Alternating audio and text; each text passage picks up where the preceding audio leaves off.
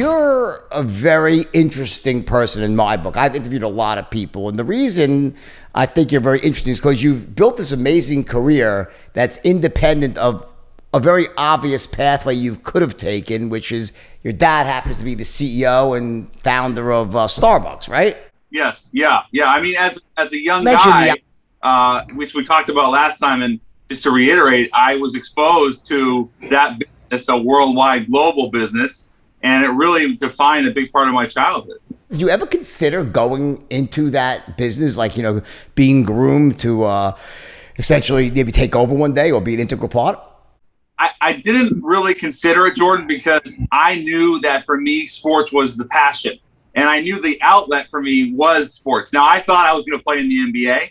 I had a very good high school career. I'd say a subpar college career. And I really knew that I wanted to pursue sports journalism and broadcasting. So I remember having that conversation with my dad and my mom when I was 14, 15, 16. We've had it many times, just kind of checking in, if you will, saying, would it be okay if I didn't pursue the family business? And because I knew I couldn't do that and be happy, but I also felt like I had to make sure consistently throughout my high school and even collegiate years that was okay with them, which it was.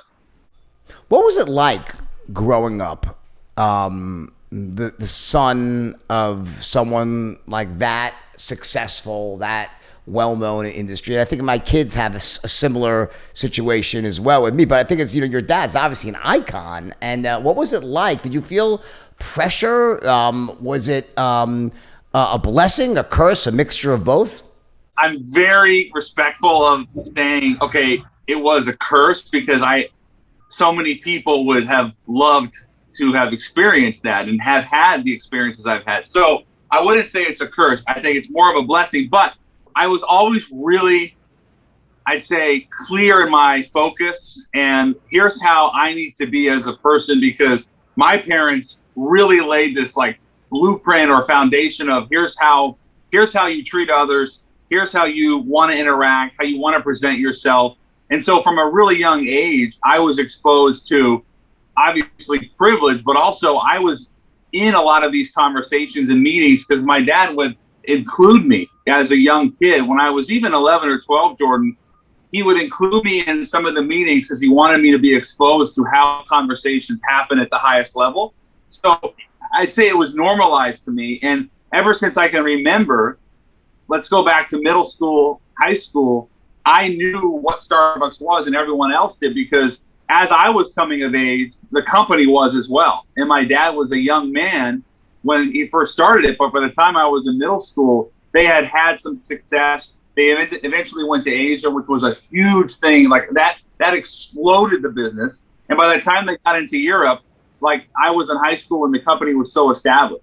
Interesting. What's the most memorable of all those meetings and talks you had with your dad? Is there one thing that you can say is like was a defining moment of what his theory was on life and business? There's a lot of meetings that come to mind, but the one that really comes to mind is with Magic Johnson, because Starbucks, they made it a really big priority for them not to franchise stores anywhere.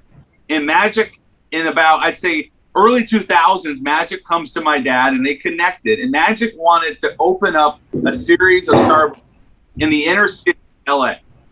And my dad was hesitant because it would mean franchise.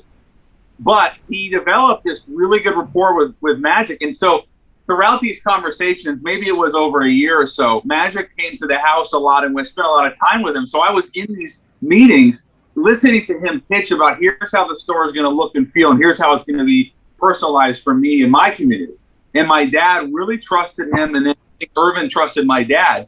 And those conversations I really remember because it was the first time my dad ventured out aside from, and he said, okay, we're going to franchise to you because I love you as a man, and I know you're going to bring the best to the community with the brand. And how did that work out, that relationship? Did it end up being very successful as franchises? It was one of the best partnerships that they ever did, Starbucks. And I think for my dad, it opened up his eyes to here's how someone who doesn't have the classic business background can come in and infiltrate and still be really successful. So in many ways, Magic has said, okay, Howard was his mentor. My dad was his mentor in that space. For me, Irvin was kind of a mentor because I was young and Magic Johnson was like a god. And so to be able to spend time with him away from just basketball and just talk about life, go on vacation together, that was a really important thing for me.